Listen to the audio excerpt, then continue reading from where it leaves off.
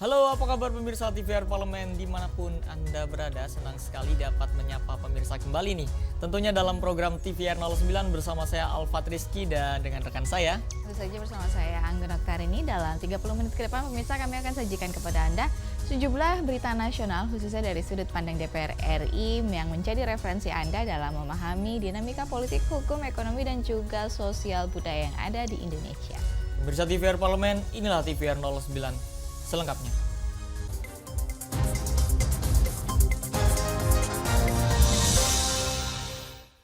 Pemirsa TVR 09 pagi ini diawali dari berita terkait dengan beban puncak listrik untuk Sulawesi bagian selatan diprediksi terjadi pada 10 dan 11 April 2024. Untuk itu Komisi 8 DPR RI mengingatkan PLN Sulsel Rabar harus mengerahkan seluruh sumber daya untuk memastikan kelistrikan berjalan lancar selama Ramadan dan Idul Fitri agar aktivitas masyarakat tidak terganggu.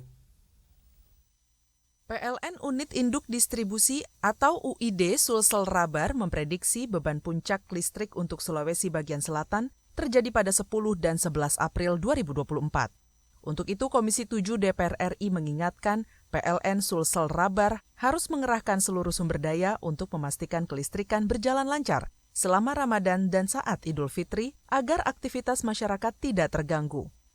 General Manager PLN UID Sulsel Rabar Andi Adhaminurdin mengungkapkan, selama masa siaga tersebut, untuk wilayah Sulbaksel sudah disiagakan SDM, posko, UPS, serta sarana-prasarana lain. Kami juga menyiapkan cadangan ada 121 unit ini genset, UPS juga ada 82 unit dan seterusnya. Ini nanti akan kita pasang pada saat lokasi masjid-masjid yang khusus. Minimal adalah H-1 pada saat Idul Fitri kita siap-siagakan. Ketua Komisi 7 DPR RI Sugeng Suparwoto mengapresiasi persiapan PLN Sulsel Rabar menghadapi libur Idul Fitri dengan berbagai antisipasi. Sebagai wilayah usaha, Sulawesi memberi tantangan tersendiri karena permintaan listrik yang tinggi, namun PLN harus mengutamakan pelayanan terbaik bagi masyarakat umum.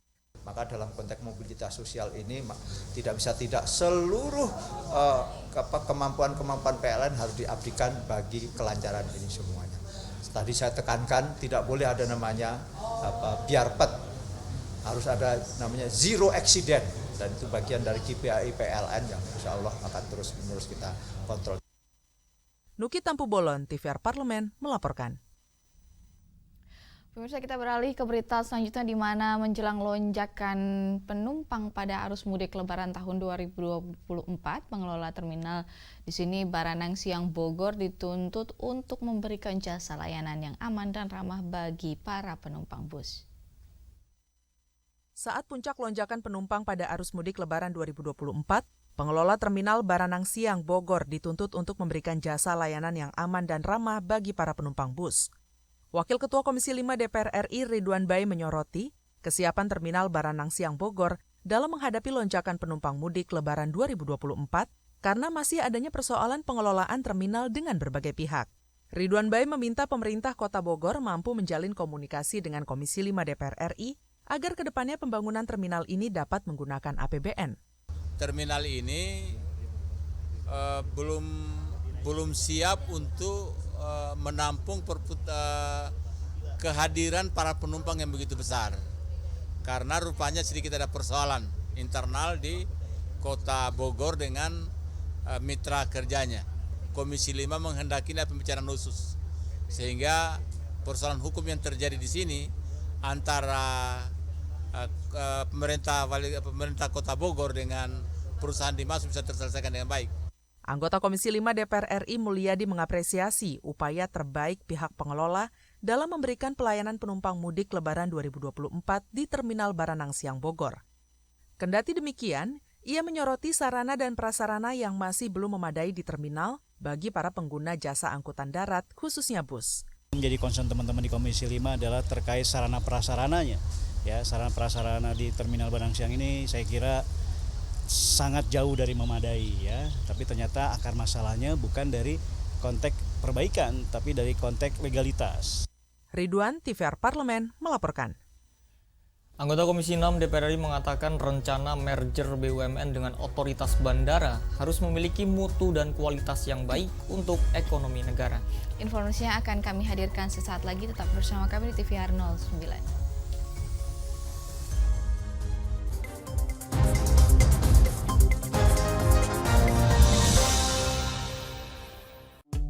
DPR RI memiliki fungsi diplomasi dalam menjalankan politik luar negeri sesuai dengan pasal 116 Undang-Undang MD 3. Kontribusi aktif BKSAP DPR RI memainkan peranan penting dalam memenangkan persaingan global melalui IPU, IPA, IPPF, AIPA, dan PUIK. BKSAP memiliki komitmen yang tinggi dalam krisis kemanusiaan dunia. Fungsi diplomasi dijalankan untuk mendukung upaya pemerintah dalam melaksanakan politik luar negeri.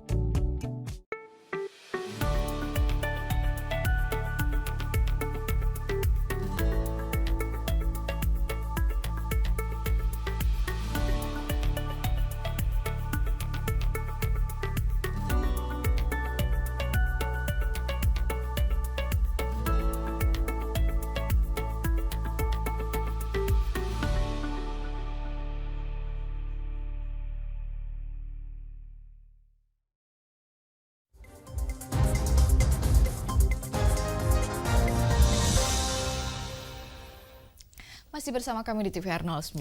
Pemirsa, menjelang puncak arus mudik pada Hari Raya Idul Fitri, Badan Usaha Milik Negara di akhir 2023 telah berencana untuk bergabung dengan industri bandara untuk mengoptimalkan ruang dalam bandara. Dengan adanya kegiatan masyarakat tahunan untuk melaksanakan mudik sebelum Hari Raya Idul Fitri, Badan Usaha Milik Negara pada akhir 2023 telah berencana untuk bergabung pada industri bandara untuk mengoptimalkan ruang dalam bandara. Anggota Komisi 6 DPR RI Melanie Leimena Suharli mengatakan, rencana merger BUMN dengan otoritas bandara harus memiliki mutu dan kualitas yang baik untuk ekonomi negara. Selain itu, pada bulan suci Ramadan perlu adanya peningkatan kualitas pelayanan terhadap masyarakat yang ingin melaksanakan mudik ke kampung halaman, sehingga BUMN dan bandara mempunyai capaian terbaik untuk memfasilitasi mudik pada tahun ini. Bahwa sekarang kan BUMN akan memergerkan beberapa BUMN supaya lebih efisien. Nah, itu juga akan memergerkan Angkasa Pura I dan Angkasa Pura II.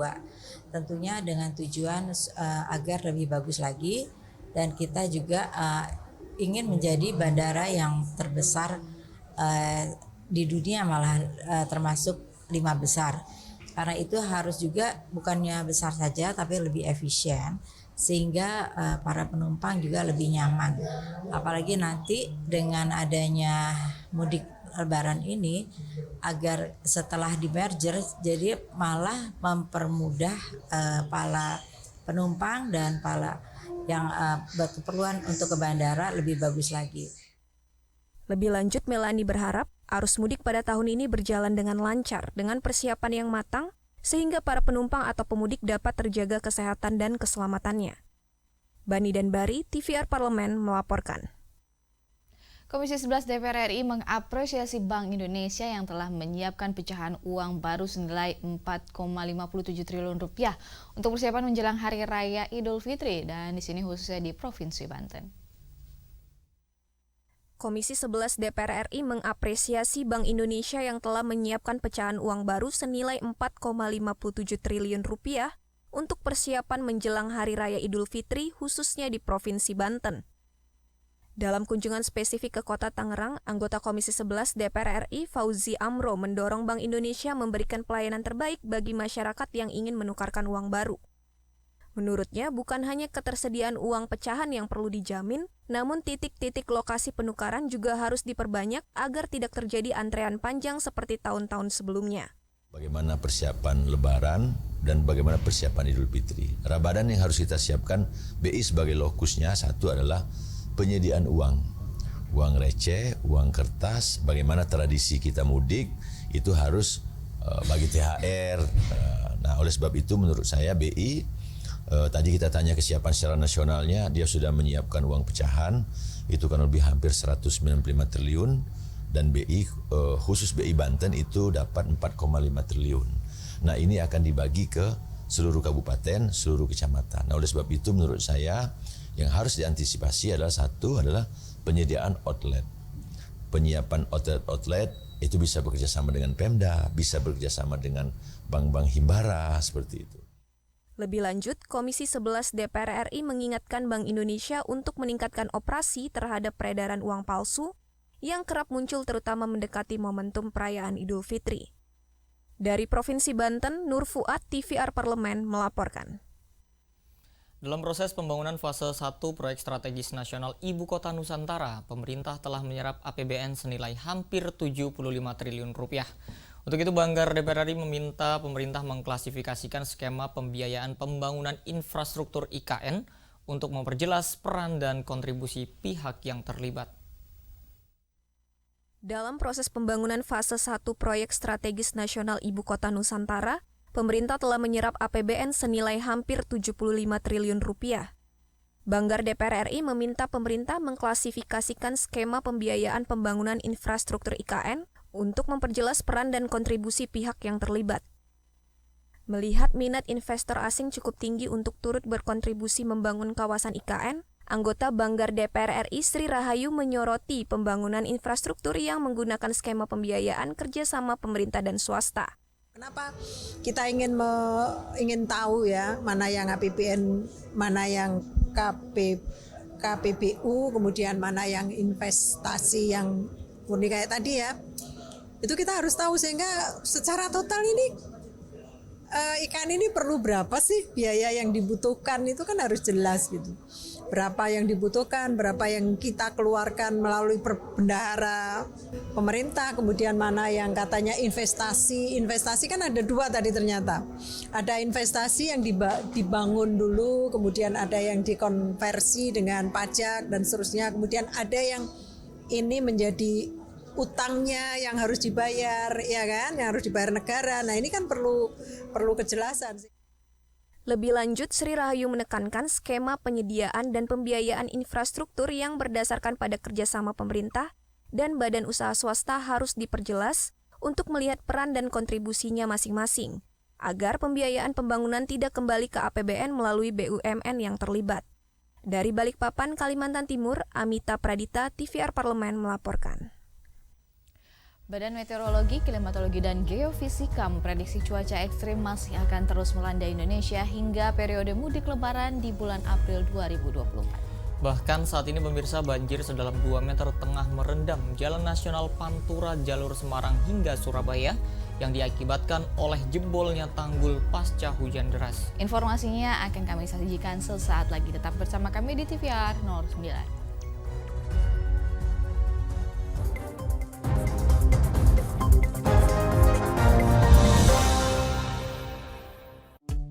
DPR RI memiliki fungsi diplomasi dalam menjalankan politik luar negeri sesuai dengan pasal 116 Undang-Undang MD3. Kontribusi aktif BKSAP DPR RI memainkan peranan penting dalam memenangkan persaingan global melalui IPU, IPA, IPPF, AIPA, dan PUIK.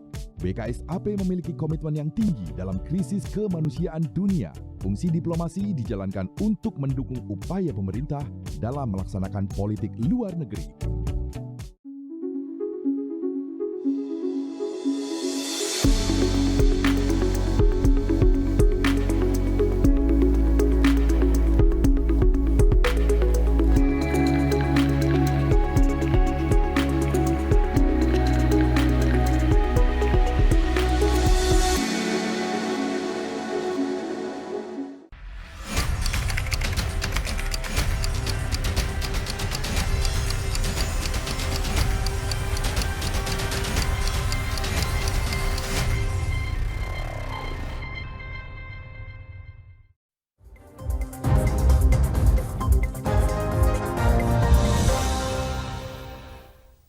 Masih bersama kami di TVR 09. Pemirsa, ketidakpastian cuaca dan pancaroba perlu diantisipasi guna memastikan keamanan dan keselamatan masyarakat saat melakukan perjalanan mudik.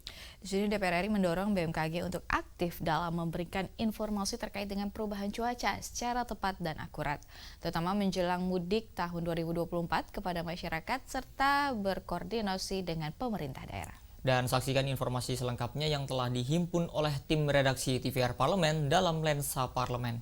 Berikut ini.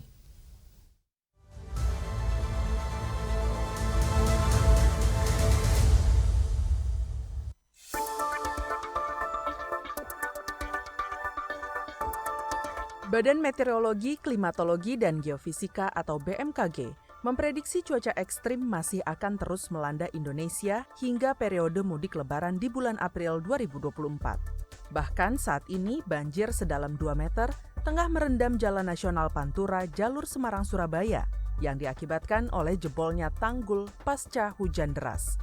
Ketidakpastian cuaca dan pancaroba perlu diantisipasi guna memastikan keamanan dan keselamatan masyarakat saat melakukan perjalanan mudik. Meningkatnya curah hujan ekstrim dapat mengakibatkan bencana seperti banjir dan tanah longsor yang perlu ditindaklanjuti BMKG dan Basarnas. DPR RI mendorong BMKG untuk aktif dalam memberikan informasi terkait perubahan cuaca secara tepat dan akurat, terutama menjelang mudik 2024 kepada masyarakat, serta berkoordinasi dengan pemerintah daerah. Hal ini perlu dilakukan agar masyarakat bisa menyesuaikan waktu perjalanan mudik sehingga bisa meminimalisir resiko bencana alam dan mempercepat evakuasi kecelakaan.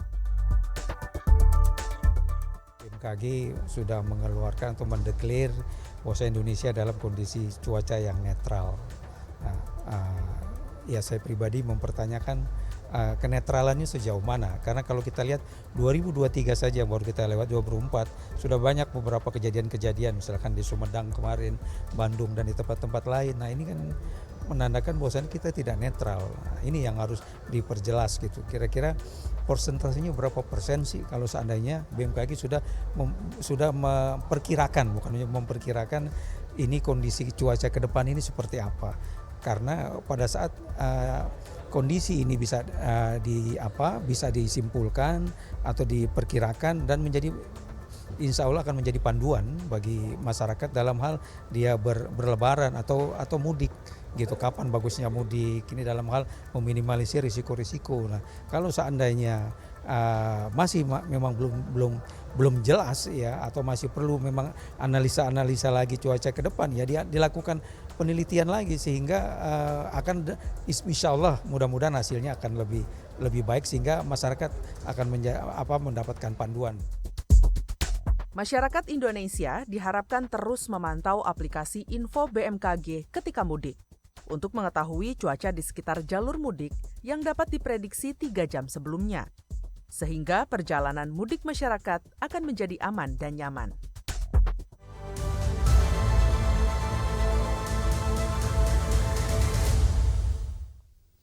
Pemirsa, selain kebersihan, keestetikaan rumah juga dapat mendatangkan kenyamanan bagi para penghuninya.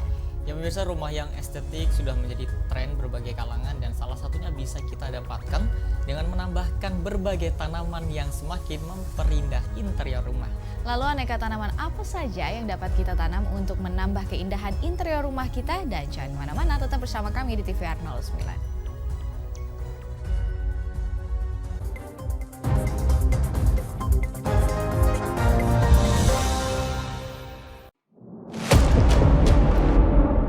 Sini ditambang. Konflik yang terjadi, Sini tidak mengizinkan.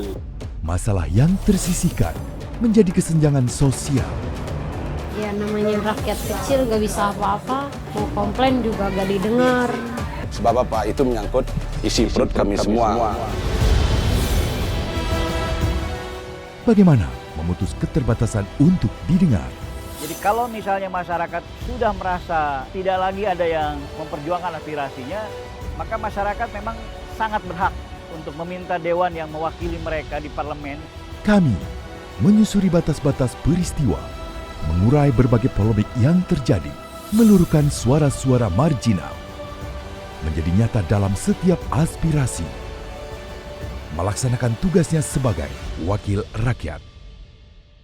Saksikan Aksi Dewan setiap hari Senin dan Rabu pukul 10.30 waktu Indonesia Barat, hanya di TVR Parlemen.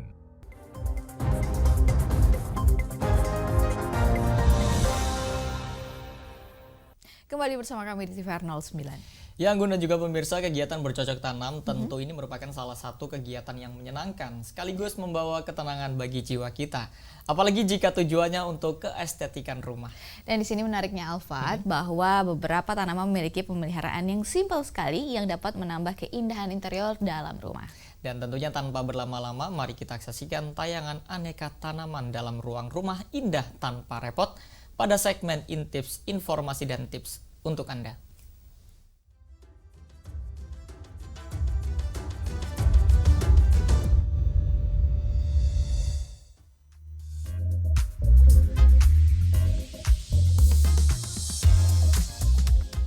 Pemirsa TVR Parlemen, merawat rumah merupakan kegiatan yang menyenangkan.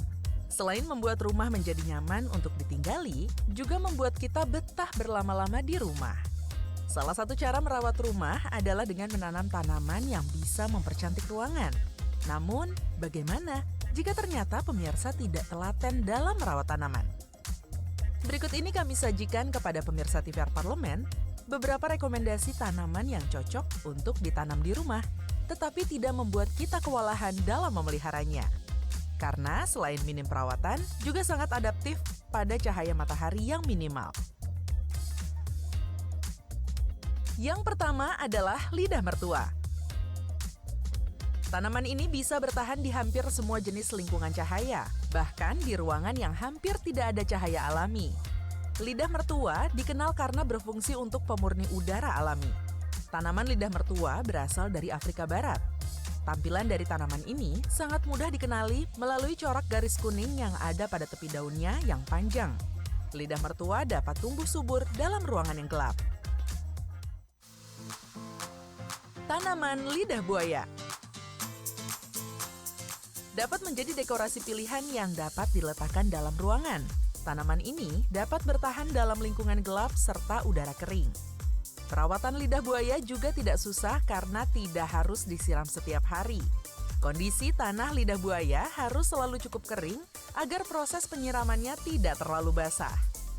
Selain itu, lidah buaya juga punya cukup banyak manfaat, mulai dari sebagai perawatan tubuh, bahkan bisa dikonsumsi loh pemirsa. Siapa yang tak kenal aglonema? Warna daun yang mencolok membuat tanaman satu ini banyak digemari para kolektor tanaman hias. Karena variasi daunnya yang beragam, tanaman ini cocok diletakkan dalam ruangan karena tidak mampu terkena sinar matahari berlebih. Aglonema sebetulnya tumbuh liar di hutan hujan Asia Tenggara yang banyak ditemukan di Thailand, Indonesia, dan Malaysia. Nama aglonema diambil dari bahasa Yunani kuno yang berarti tanaman mengilap. Calathea adalah salah satu jenis tanaman hias paling populer di dunia yang ternyata memiliki manfaat baik untuk ruangan.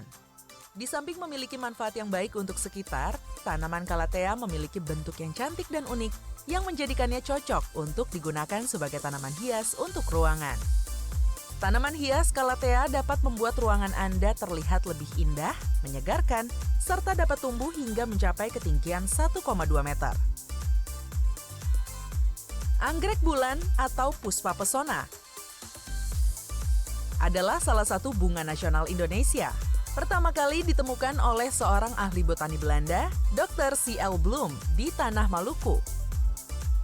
Anggrek ini memiliki ciri khas kelopak-kelopak bunga yang lebar dan berwarna putih, yang kemudian dimaknai sebagai kerendahan hati, penghormatan, kemurnian, kepolosan, keanggunan, dan keindahan. Tanaman anggrek ini tersebar luas mulai dari Malaysia, Indonesia, Filipina, Papua, hingga ke Australia. Tanaman anggrek ini juga tergolong adaptif karena bisa hidup di dataran rendah sampai pegunungan. Anggrek bulan yang sedang berbunga. Nah, itu tadi beberapa rekomendasi dari kami. Aneka tanaman yang bisa pemirsa rawat di rumah tanpa perlu banyak repot-repot. Merawat tanaman bisa menjadi kegiatan yang menenangkan perasaan loh pemirsa. Hati happy, rumah tampil berseri.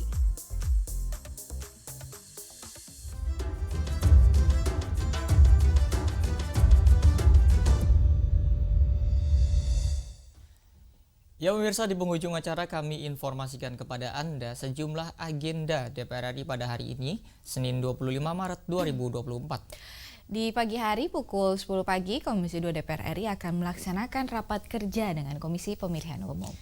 Dan pemirsa, pada siang harinya pada pukul 1 siang, Komisi 9 DPR RI akan mengadakan rapat kerja dengan Menteri Kesehatan yang membahas terkait dengan laporan penanganan COVID-19, kebijakan vaksin berbayar, dan juga isu-isu lainnya. Dan juga sejumlah agenda serta program DPR RI lainnya masih dapat Anda saksikan secara langsung pemirsa di TVR Parlemen melalui kanal utama, kanal komisi, dan kanal alat kelengkapan Dewan lainnya yang dapat Anda akses di tvr.dpr.go.id. Dan pemirsa TVR Parlemen, demikian TVR 09 edisi pagi ini. Kami segenap kru TVR Parlemen yang bertugas mengucapkan terima kasih telah menyaksikan TVR 09 pagi ini. Saya Alfat Rizky dan juga rekan saya Anggun Oktarini, dan sampai jumpa di TVR 09 selanjutnya. TVR Parlemen, referensi Indonesia.